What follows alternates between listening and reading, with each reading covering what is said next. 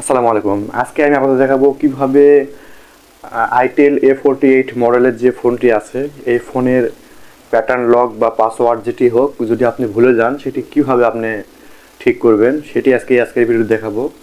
জানতে হলে অবশ্যই ভিডিওটি কন্টিনিউ করবেন এবং মনোযোগ সহকারে দেখবেন। সো চলুন দেখে আসি তাহলে। এতক্ষণ এই ফোনটির কথাই বলছিলাম।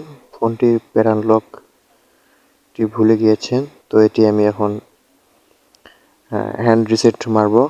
তো এটি কীভাবে হ্যান্ড রিসেট মারতে হয় দেখতে থাকুন। তো প্রথমে পাওয়ারটি অফ করে নিতে হবে।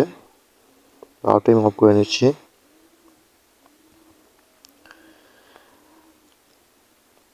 পাওয়ারটি অফ করে নেওয়ার পর ভলিউম ডাউন প্লাস পাওয়ার দুটো একসঙ্গে চেপে ধরতে হবে।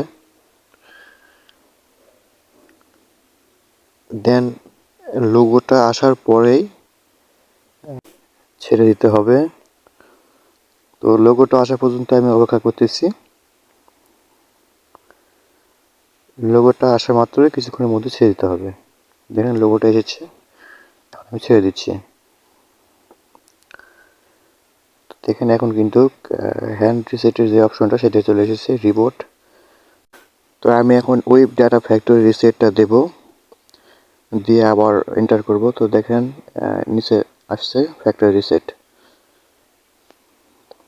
তো কিছুক্ষণ অপেক্ষা করতে হবে। ওকে, এখন সিস্টেম রিবোট নাও।